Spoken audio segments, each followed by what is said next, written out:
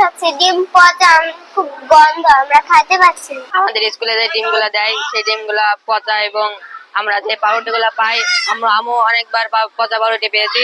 এগুলা খেয়ে অনেক বাচ্চা মানে অসুস্থ হয়ে যায়। একজনা মানে পচা দুধ খেয়ে একজনা এখন পুষ্টায় ভর্তি আছে। এখন আমাদের এগুলো আমরা এখন আর নেবো না।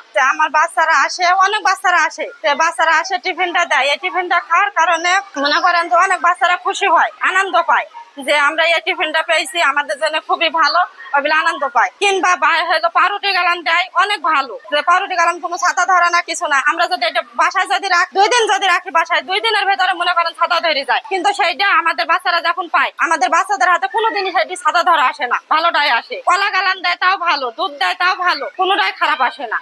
কিন্তু আজকে যে ডিম কটাই এসছে, এই ডিম গালান পচা, ভালো না পচা এসছে। সেই কারণে যে দেয় ডিমটা, তাকে দরকার হয় বলতে হবে যে ডিমটা পচা এসছে, আমার বাচ্চারা কিংবা আরো বাচ্চারা খেয়ে এটি হলো ক্ষতিকর হবে, এটি কথা। তাছাড়া যে সরকার জিনিস গালান দেয়, ভালো দেয়, কোনোটাই খারাপ দেয় না। আর বাচ্চারা খেয়ে অনেক খুশি পায়। আর যতটা বাচ্চা সাতটা ডিমের জন্য দেয়, একটা বাচ্চা মনে করেন পাইলো আর একটা পাইলো না, এই কারণে মনে করেন সেই বাচ্চারা মন খারাপ হবে। এটি করার দরকার নাই। মনে করেন যেন 5টা জনে বেশি আসে, তাও যেন 5টা কম না আসে। আর পচা ডিম খাইলে তো ক্ষতি, এটি তো সবাই জানে যে ক্ষতি, ছেলেপিলে অসুস্থ হয়ে যাবে, ক্ষতি হবে।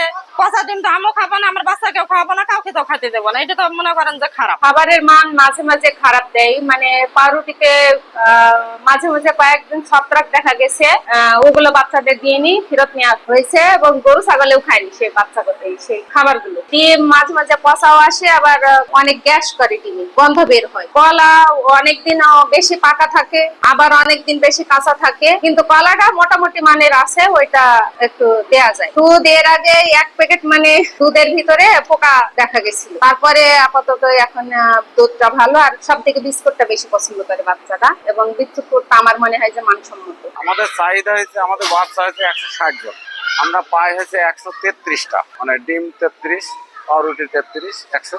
বাকিটা ঘাটতি থাকে, কিছু ছেলেপিলি বাচ্চা আসে না, মোটামুটি 2-5টা কমই পড়ে, অনেক সময় দিতে হয় ওইভাবেই।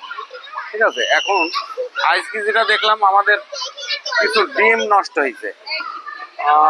প্রতিদিন যেভাবে দেয় আমরা দেখি শুনি নেওয়ার চেষ্টা করি, তারপরেও ডিমের ভিতরে তো আমরা ঢুকতে পারি না। তো আমার কাছে কোনো রিপোর্টই আসেনি যে এইরকম স্কুলে উপজেলা থেকে তো আমাকে দিবে তার স্কুলে, এটা তো অ্যালাউ না, এটা তো নিবি না, প্রধান শিক্ষক নিবে না, প্রধান শিক্ষক নিবে না, এখানে স্পষ্ট নির্দেশনা আমাদের। তো এটা কিভাবে খাওয়ায়? এটা খাওয়ানোর কথা না।